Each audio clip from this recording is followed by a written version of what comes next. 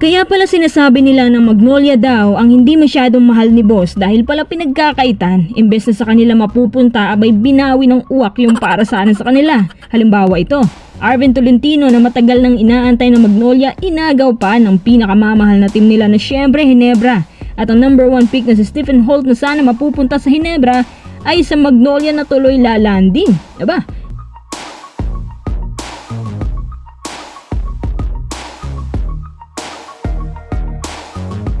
Gio Ambohot, pinag-aagawan ho ng 3 teams ngayon sa PBA. Bakit kaya mainat ang mata nila kay Ambohot? Gaano ba kagaling itong si Ambohot?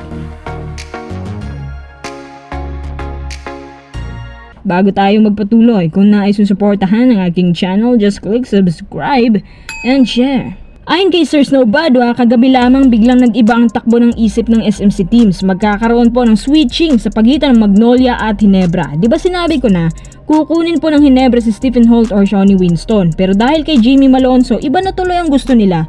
Si Arvin Tolentino na ang nais nilang makuha. Naniniwala ba kayo sa balitang to? Ako personally naniniwala ako sa balitang to. Bakit? Kanina lamang may mga salitang ipinapahiwatig si Coach Tim Cone tungkol kay Arvin. Ang sabi niya, mabuti na lang at binigay nila si Arvin sa Northport kasi kung hindi, dahil doon hindi lumabas ang totoong potential niya.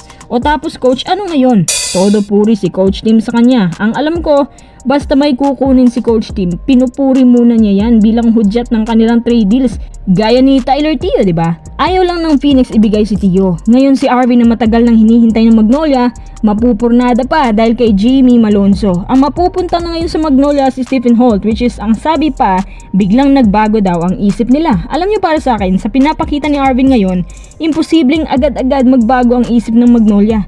Isipin niyo mga kuisa, papaano nagbago? Samantalang hindi naman nag-slow down ang performance ni Arvin. At kumpara kay Stephen Holt, tiyak mas worthy sa lineup ng Magnolia si Arvin. At ito talaga ang gusto nila simulat sa pool. Pero dahil mas mahal ni boss ang Ginebra at bunsod na rin ang matinding pangangailangan, kaya nagparaya na lang ang Magnolia sa Ginebra. Ganon yun. At hindi ako naniniwalang change of mind lang ang dahilan kaya nagkapalitan sila.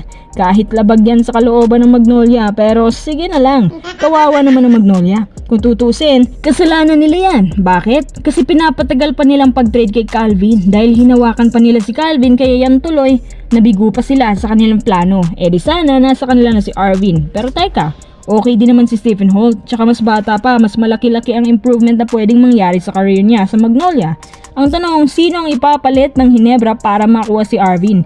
Sinabi ko na sa inyo na posibleng si Von Pesumal or Sidney Onwubere na may kasamang future picks or mga bench players. At sino ang ipapalit ng Magnolia kay Stephen Holt? Hindi pa rin po si Calvin ang ipapalit ng Magnolia, kundi mismo ang kanilang first picks or si Jackson Corpus na may kasamang second picks. Para sa inyo mga quiz, saan ba nababagay si Arvin? Sa Magnolia or sa Ginebra?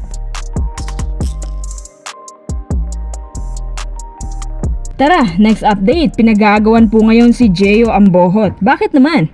Ay Ambohot, alam nyo ba na si Gio Ambohot ay nakakuha ng career high 31 points sa PBA on Tour? Gets nyo?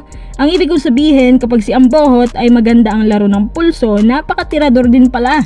Yung 31 points na yan, halos outside shots po lahat yan, perimeters at 3-point shots. So isipin nyo kung si Gio Ambohot ay napunta sa isang team na kaya siyang bigyan ng tamang coaching at tamang playing time. Tiyak ako na hindi maiiwan ang wingman na to sa mga leading wingman ngayon. Marami nga nagsasabi na mapupunta din daw to sa Magnolia.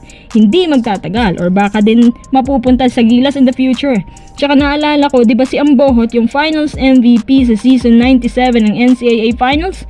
Siya yung MVP ng letra nun. Maswerte pa sanang Converge na sa kanila napunta to. Kung niisipin mabuti, marami naman palang ganitong players ang Converge. Pero bakit ganun? Ang sama ng kinalabasan. Ayon kay Sir Snow, pinag-aagawa ng Ross, NLEX at Blackwater. Si Gio Ambohot. Grabe, 3 teams talaga. At alam mo na kaagad ng eksena, kapag magandang performance niya, kukunin ulit ng SMC teams kasi hinug na. Si Gio Ambohot, kailangan lang maging consistent. Kung ako sa kanya, punta ka ng Ross. Nababagay siya doon at doon siya mabilis mag-i-improve. Pwede tong katandem ni Keith Dato. Halos parehas ng playing style sila eh. Malaki ang may tutulong ni Coach Yang na manumbalik yung speed, agility at consistency niya gaya nung nasa Letran pa siya. Kapag nangyari na nga, malaking benefit ang makukuha nila kay Gio Ambohot in the future.